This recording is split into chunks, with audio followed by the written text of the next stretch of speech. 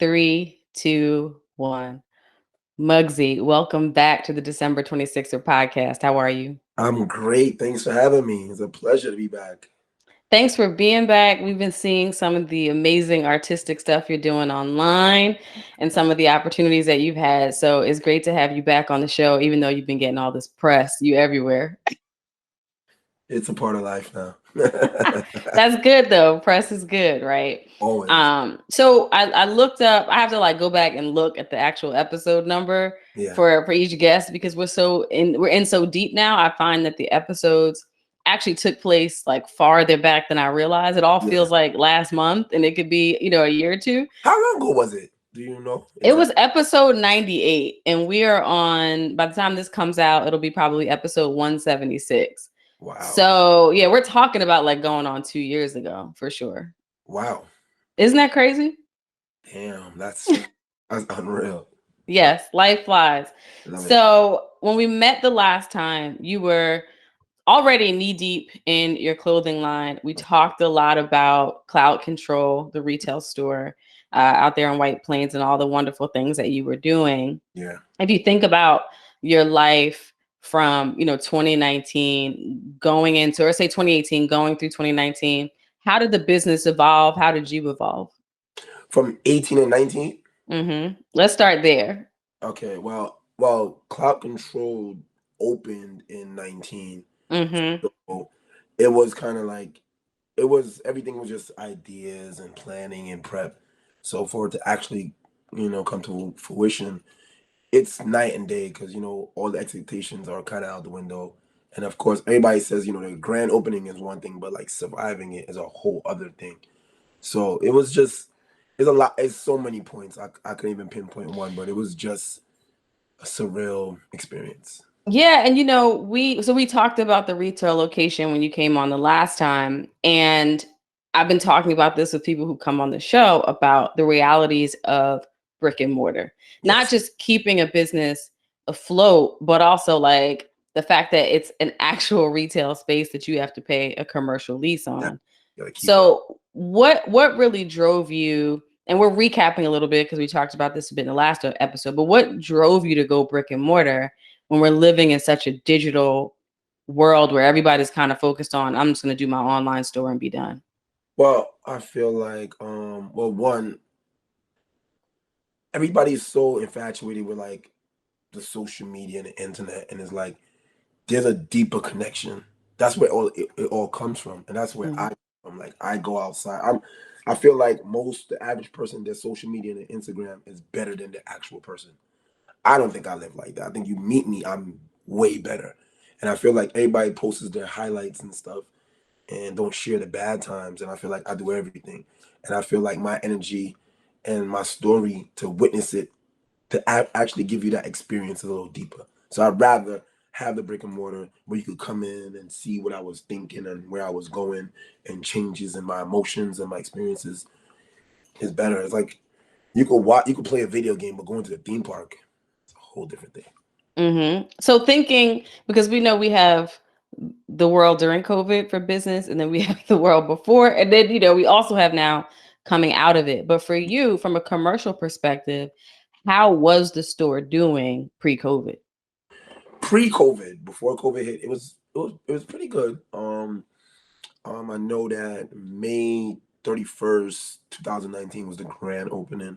So I was just getting into almost a year before COVID. So I was getting used to the seasons, knowing why, retail do these keep up with holidays and stuff.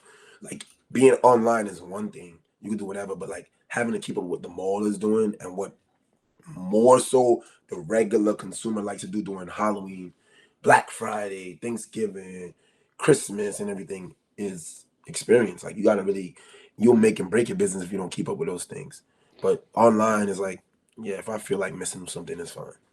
So what does that look like, having to keep up with what did that look like for Cloud Control, having to keep It up with the seasons? it was actually challenging because now me myself I don't do that, and most of the brands don't really look to do that because we're independent smaller brands. So Macy's could change the whole thing, Sears could change the whole thing, for action, for like whatever.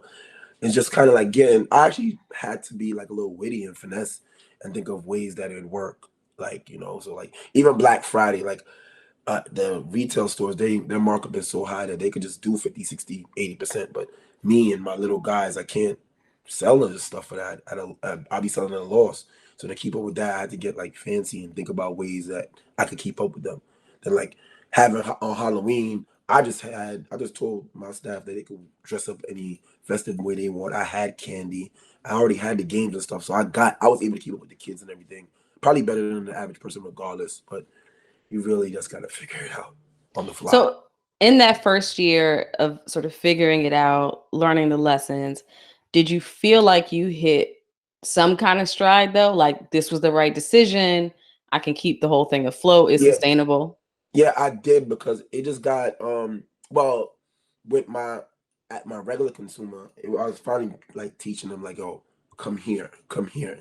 You don't got something. I'm out of town, which was one of the main focuses of having the stores. Like, you can't get to me, but the store is the next best thing. Um, People were finally doing that.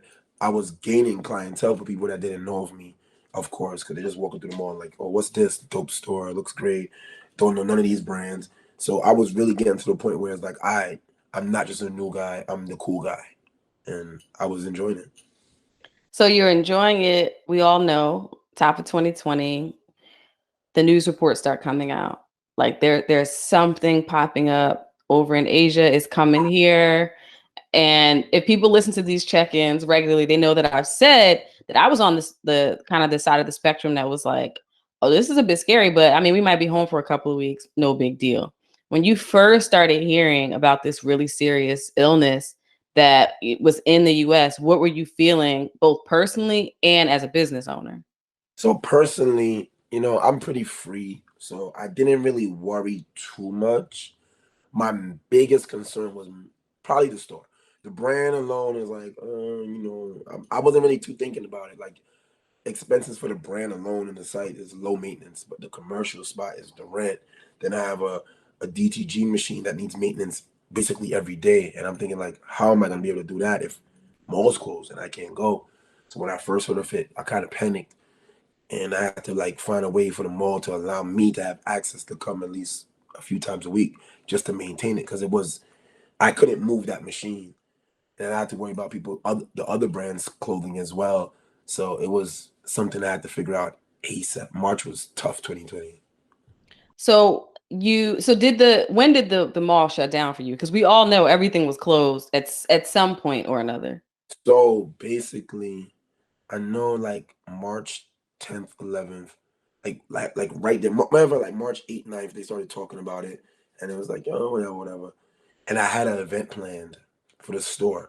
That's another thing that bothered me. I had a lot of events, and it was just catching steam. Like everything, like I'd always have something on the calendar. And I remember, I think it was March 13th. Like they kept changing their mind. They'll tell us, "Oh, I was gonna go to this. We might be closed this day." Then they just hit me with the, "Yo, this is the last day of it being open." Boom, and it was like, whoa.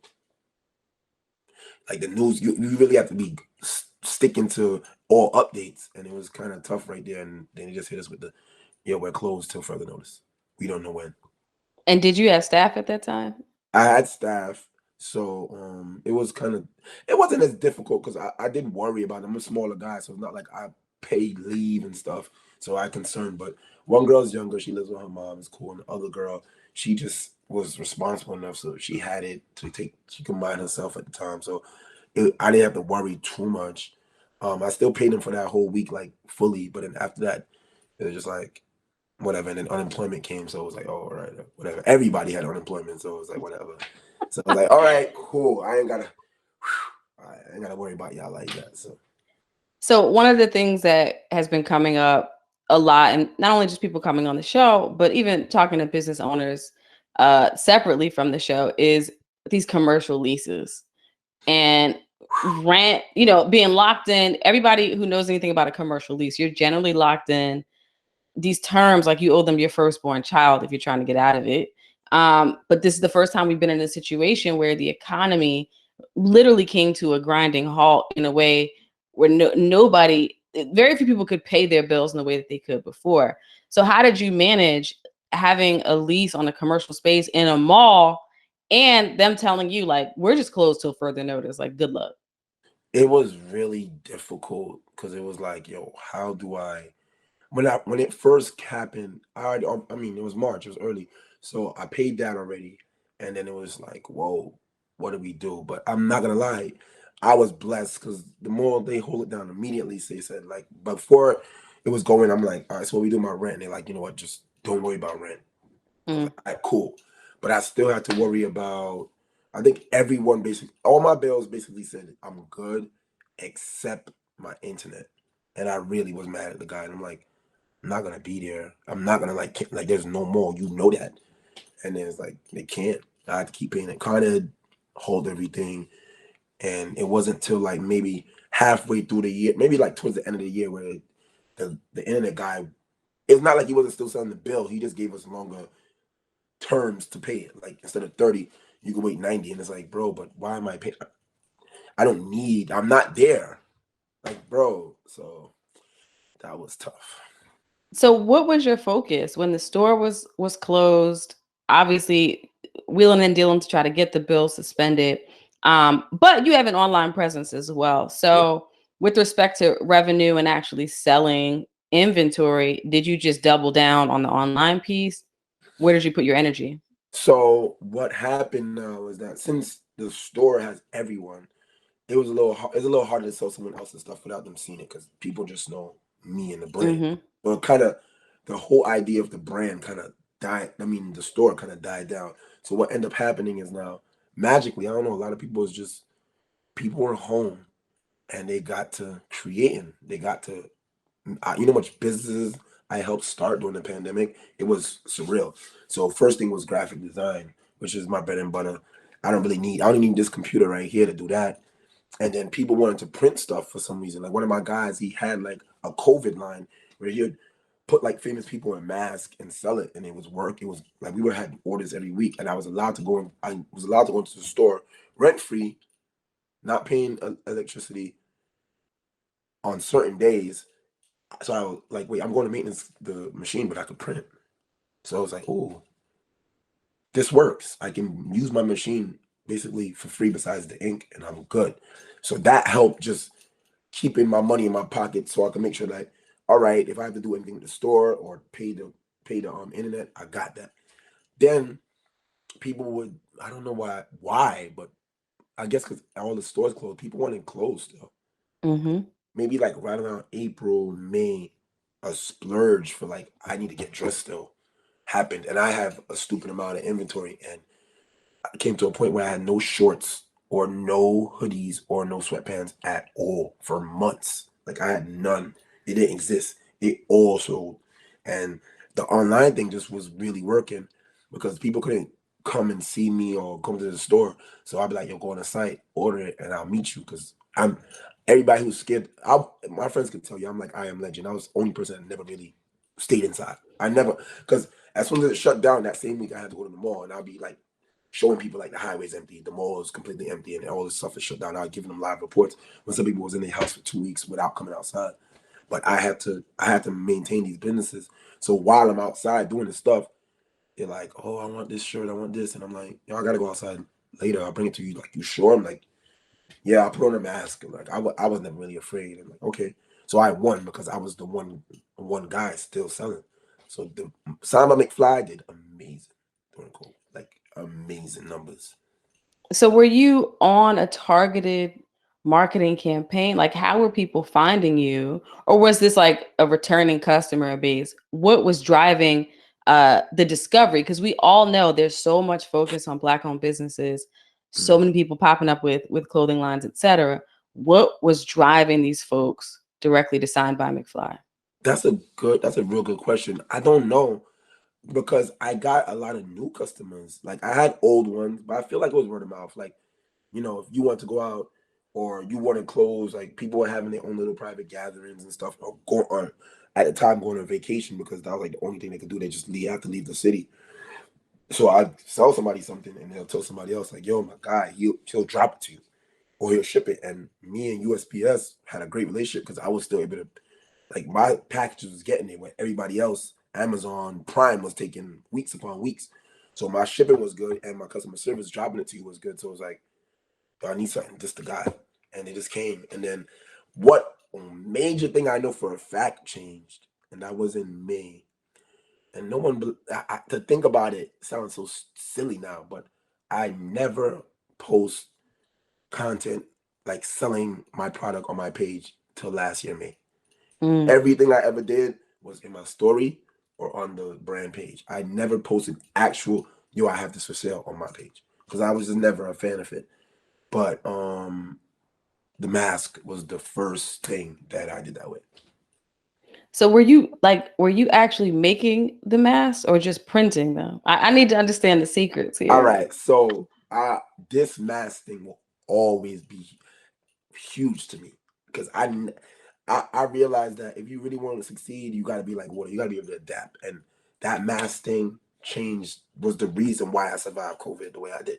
So I was real mindful. I used to watch. So I have friends all over the world and places.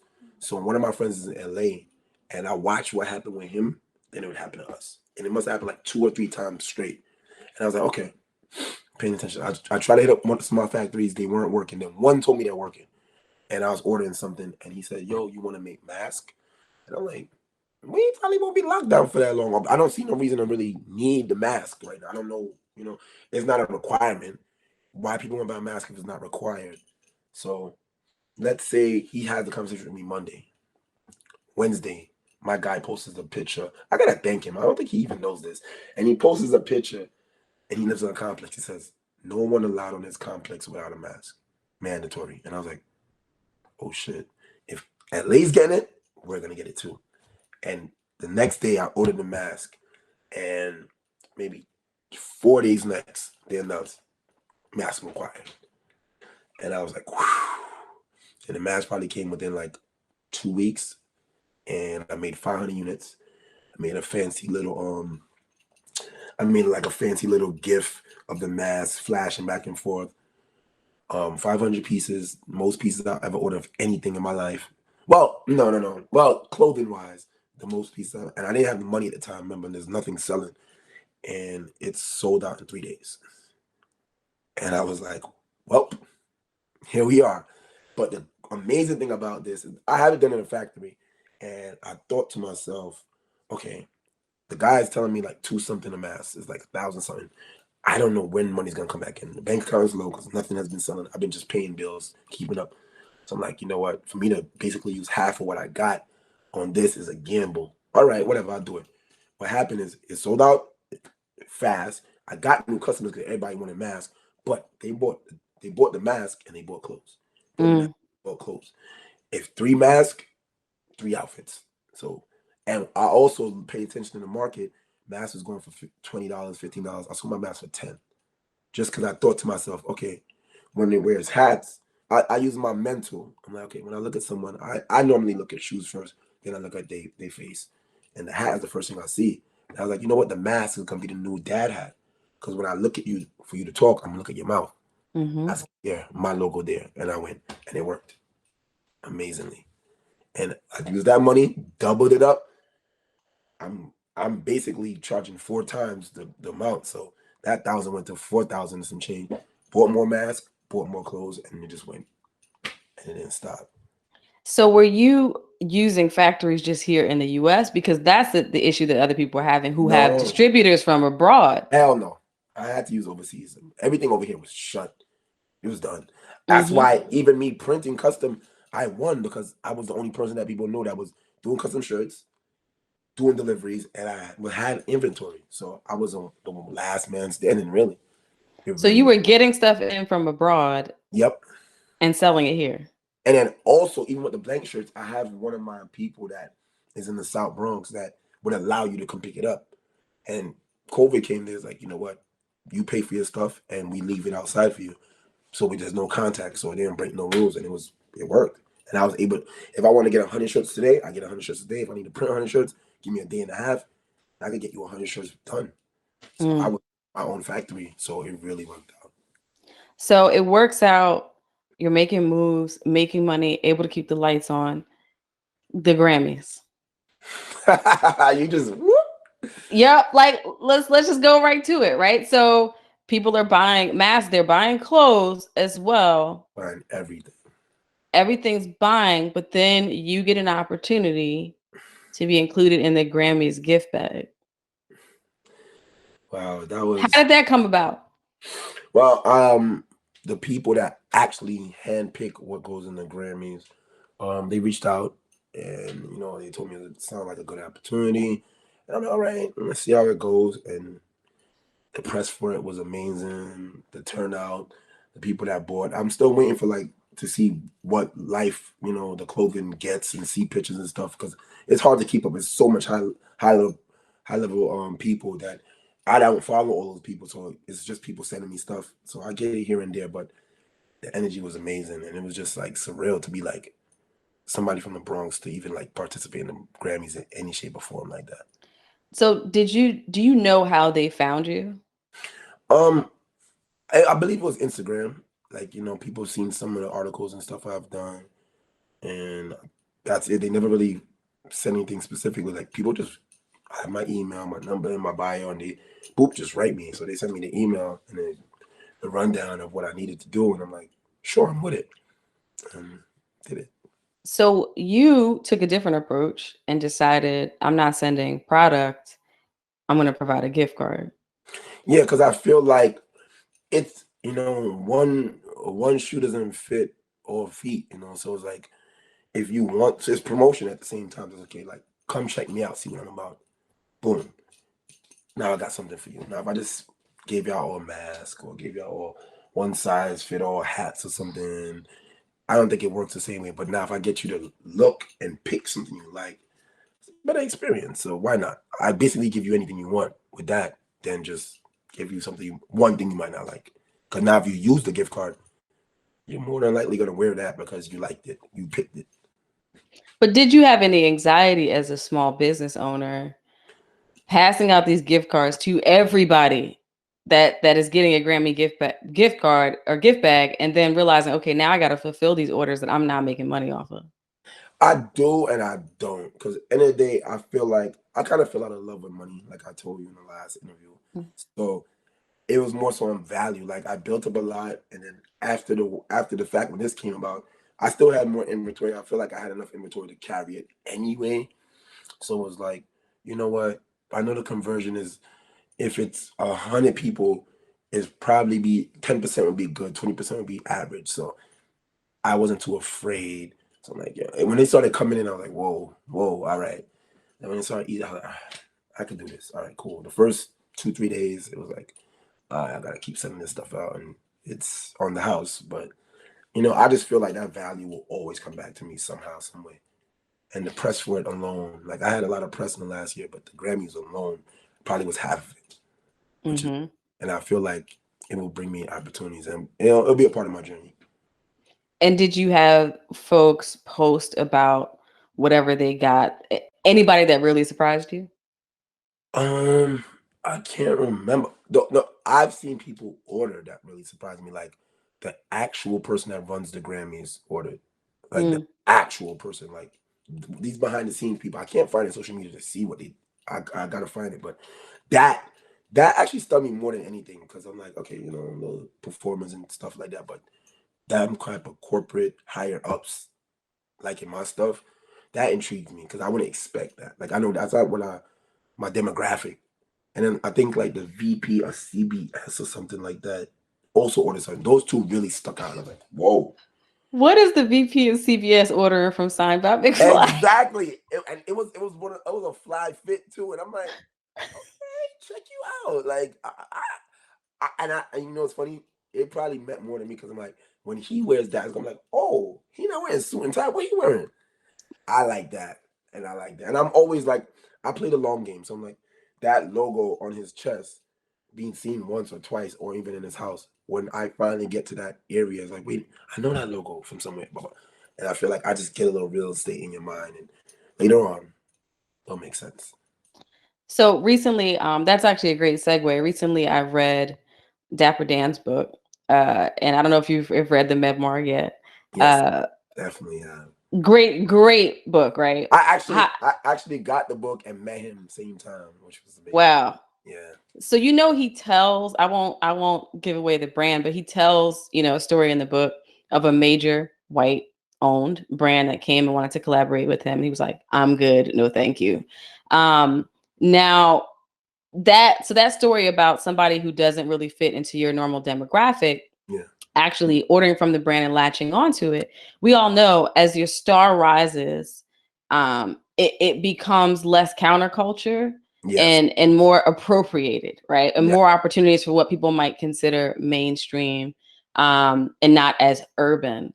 Yeah. If those opportunities presented themselves to you, would you be open to them? It depends on what it is. Like I know who I am. Like I always want to be honest. Like I really just want to be me, and I really want to uplift my people where I'm from, who I am, all my culture, the Bronx. Mm-hmm. So if it doesn't align with that perfectly, I'm not doing it. Like I remember someone said, would I be, even though I think Payless is done now, but people ask me, would I ever be in Payless? And I'm like, Simon McFly couldn't be in Payless because that's not where I had a stigma growing up of it. Like, you're gonna beat somebody up if they told you you got your outfit from Payless. I can't do that. Kmart and these places, they do great numbers, but it's deeper than the numbers. Like I sell cool and who I am. So I always told people like if I got the opportunity, I'd probably make another brand just for them because I have the capabilities. But my actual brand, no, like, I can't. Mm-hmm. I wouldn't sell out. Like it has to make sense. It has to be, something that I won't. I won't damage the brand after that major hype. You don't want to go up there and then fall flat on your face. It will hurt Mm-hmm. you. It will help you. Right. And I think too, oftentimes people start to make moves out of panic because so many folks are entering the fashion brand, right? And the urban space is popular, it's a target, what have you. It's actually really, and I tell this to other brands, it's really easy to enter the space. You just print two, three shirts and post it. And that's the thing I hate about the internet is that I could just have one shirt on, show it to you, and I have a brand now. I just get the good content. And now I see people make one, shoot it, make you pay for it. It's a pre-order and you wait 2, 3 weeks. And it's like they don't have a brand. They just got your money and printed stuff. Like I will sit on stuff. I've had stuff that haven't been out for years that won't catch wind until later. And I just have to believe in it to that extent. And the thing about the whole branding is that a real brand, you have to build that goodwill and that longevity and that good name. And people don't be wanting to do that. They're just looking at the bottom line immediately. And when you do that, you're gonna lose. So what really motivates you to stick with something that may not catch fire for 4 or 5 years in such a like microwave mentality kind of culture, particularly with fashion? Well, what I've learned is that the average person is not fashionable, and the average person don't know what they want. The consumer don't know what you want until you tell them what you want, what they want.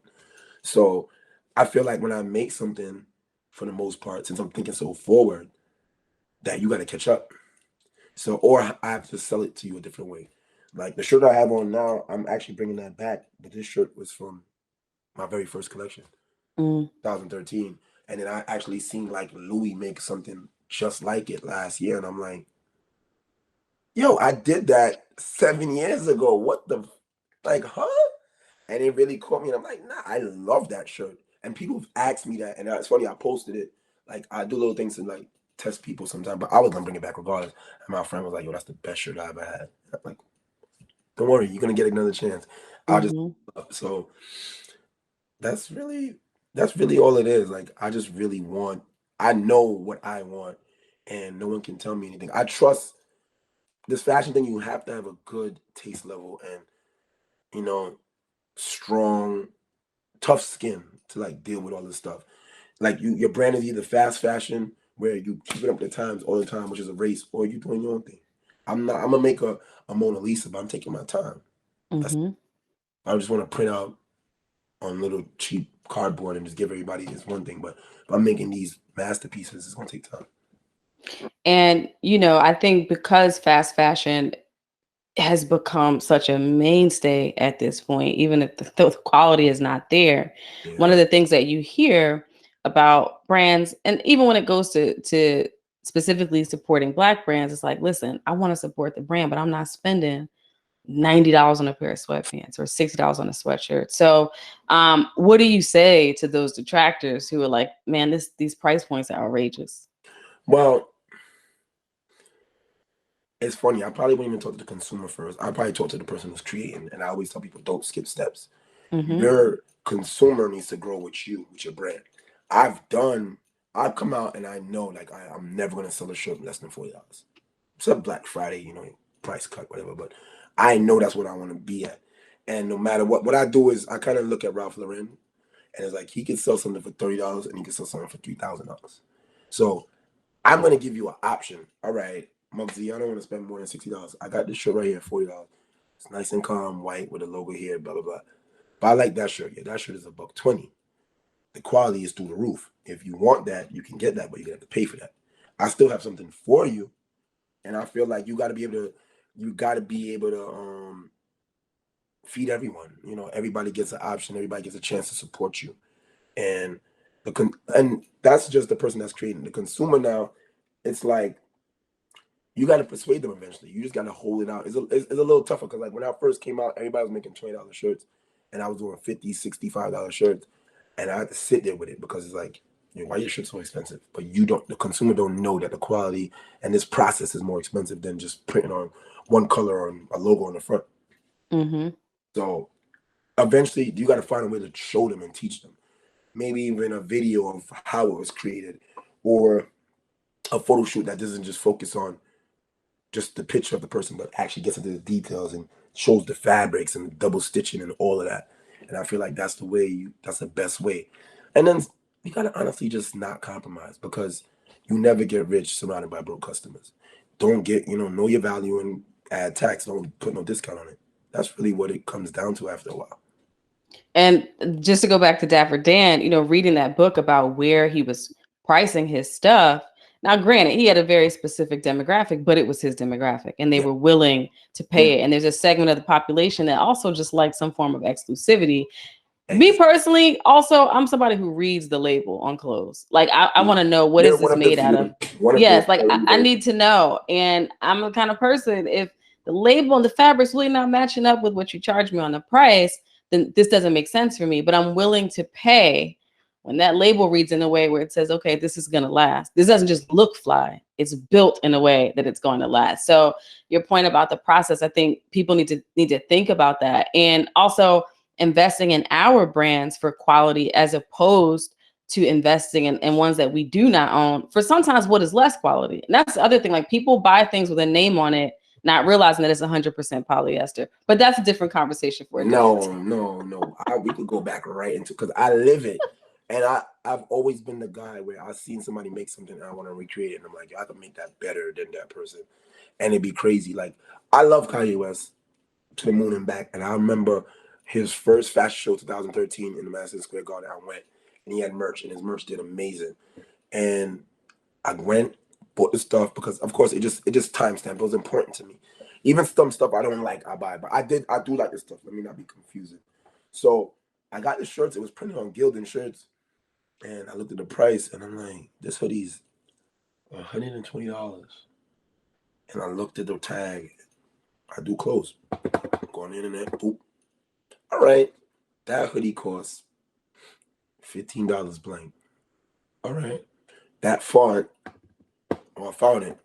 They want $20 for the font. I bought it. Mm-hmm. I know the color of the print. My guy could do it. I could recreate these hoodies for $20 easily. I'm like, wow. But then at the same time, I gotta think about, why did I buy it? The name. He built up his empire that I gotta respect it. He didn't change the tag inside. It still says Gildan. Everything is like, now it's more so who you are than what you're creating, because people are buying the name. And I really do hate it, because I hate it and love it, because, like right now for me, I've got to a point where I can sell certain things for a little bit higher because it's me. I built up. I deserve that. People, my loyal customers know that if I charge that price, it's quality coming with it. It's not gonna be foo-foo. It's gonna be, if Mugsy's charging $150 for a pair of shorts, that shorts is gonna be amazing. If it's $100, it's gonna be amazing. I actually just dropped a hoodie yesterday for 120 and it sold out. And quality on it is amazing. And everybody that got it been saying that. And that's the story I want to have. When you see it, you feel it, you live with it. Now the next time I drop something with 200, they're gonna be like, wait a minute, that gotta make me fly. Literally, get wings and fly. So that's what it is. But like you said, I feel like it's gonna take a long time. I've been about to make 8 years. These companies and fashion houses have hundreds of years. Mm-hmm. We just gotta change the stigma. Like we gotta get behind something. And I actually, when I met Dapper Dan, I kind of told him that, like, yo, you are one of the few people that people respect on that level and would take the price point. I was like, you should have a fashion house. You should Right. be that guy. Like, forget all the knockoff stuff. Now it's time to revisit all that stuff with your name on it. And you co-sign people, and we can make it happen because you're respected, and you're respected by those people as well. Like, you are the link right in between the bridge right there. So Mm-hmm. he looked at me. If you see the picture, he looked at me like, what is saying? Like, there's a picture where I'm like, yo. And he's like, my energy was through the roof. So it was crazy. So, speaking about putting your name on things, I think we're often inclined to support brands that are not necessarily household names yet with clothing. But we struggle with that with like sneakers and stuff, right? Like people want the Nikes, they want, that's just who we are. The Yeezys, all of that. We know you've got into the shoe game as well. Do you think that have you found that that's a harder push?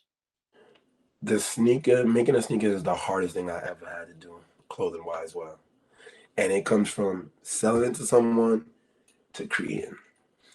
And I'll go into more so of like selling someone since that's what you were mentioning. Um, I feel like anybody will buy your t-shirt just to support. Anybody will buy a hat just to support. Socks, pants a little bit more difficult, hoodies, but sneakers is like it makes them break you. Like you could have a great fit on and some Payless shoes or some Skechers, and I don't care how fly you are. I can't pull off those Skechers. I can't pull it off. The quality could be amazing. It could feel great walking. I can't pull it off. I cannot. I'm not that cool to pull it off. When I pull that off, I got it. Mm. Kanye about to do something with Gap. He's gonna pull it off. He has it. Because I remember we can't walk in the Gap. Like it don't matter. I have a jean jacket with Gap. I took all the tags out and customized it.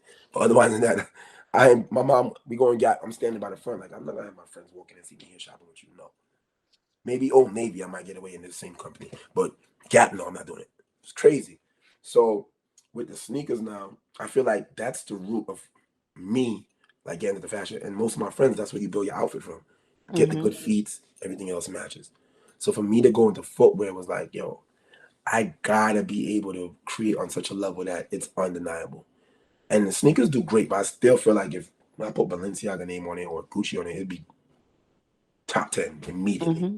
But that's something you struggle with. But I feel like I've been building my own taste level thing. I've been building my own taste level because right before I dropped the shoe, my friend had me on the influencer list of Foot Lock and Foot Action. I went to a couple of events and I was experimenting because I usually stay in the box of like Adidas, Nike, Jordan, Yeezys, whatever. I just started getting Pumas, Reeboks, Pierre Moss, a bunch of like New Balance. I started getting random sneakers just so I could build up my taste level besides just the obvious. And I'll post my Pumas and I made Pumas and everything and people like it. And I'm like, okay, if I could get you used to liking thinking Mugzy goes left and you like it, when I introduce my shoe, it won't be anything. If I just went from Jordans to my shoe, it'd be like, whoa, I don't know if I can hang with you. So I started just going left. Like I'm buying the random stuff, the stuff that you not even know the name of. And it was working and people were really messing with me on it. And I was like, wow, okay. And the energy just went right into when I did the shoe. And it was like, and I had like close friends looking at it and they're like, yo, this could make you $1 million. Mm-hmm. If this person name was on it, it'd be the best shoe out. And that was it. And it did pretty well. It got a pretty good audience from certain people hitting me up, celebrities. I had Jim Jones DM me personally and ask for a pair. He met me, put me on his Instagram. I put him on mine. I got his number, and then I waited, thinking yeah, maybe he forgot about me. And then boom, it was on Drip Report on Revolt, and it was just like wow. So for Which him, I think it speaks to again the quality of what you do. When yeah, you have folks at that level who have a platform who reach out and they're like, no, let me get that. It's when you have tastemakers who are Yes, interested, exactly. that's when you know that's what keeps you going for the 8 years and the 9 years. It's the passion, and it's the people who are known for being early adopters who Yes. are reaching out. That's the motivation. It's going to take a while for general population to catch up. Yeah, I feel like that, and it's fine. Like I feel like that's fine. I won't battle with it because I even look back. Like I look back at some of the people that are huge now. Like Jerry Lorenzo used to have shoes before he did anything with Nike, and now he's at Adidas. And the shoes didn't really do all that well. Like they didn't sell out nothing. They were just there.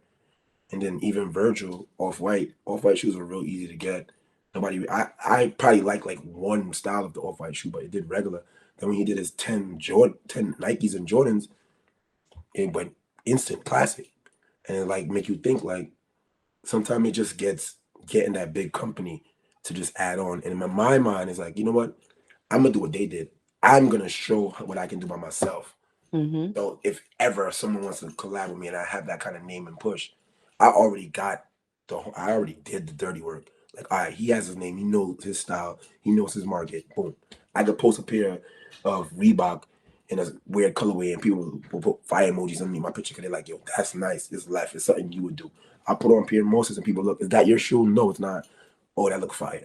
So they accept that from me. So it's easy for me to just do it at a high level anytime. And you mentioned working in collections. Yeah. And so thinking about that process of building out new collections, what is the creativity like for you? Is it just you have moments of inspiration? Are you more on like I'm in a focused product development phase now for the next line? How does it look? It's so funny. I actually don't design in collections anymore. I probably stopped doing that.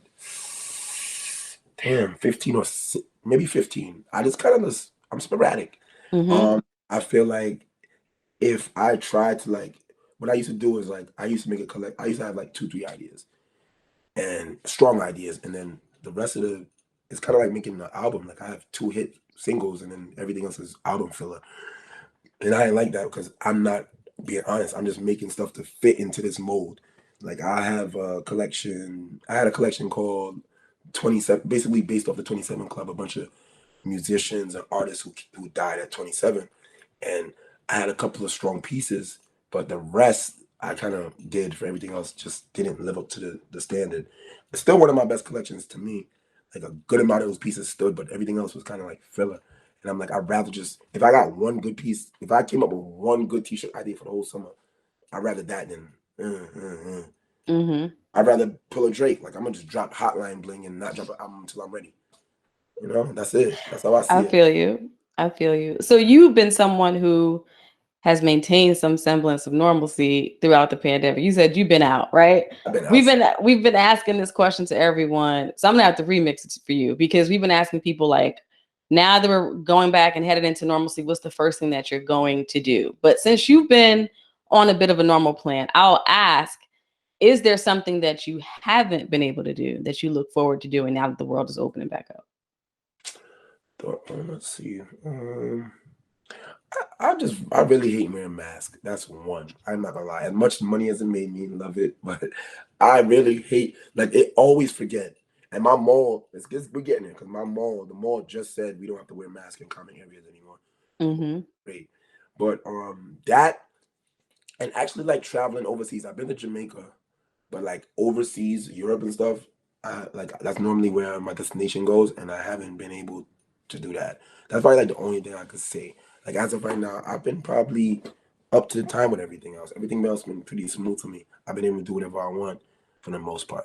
So that's just really it. Well, listen, I'm excited to know that you've survived.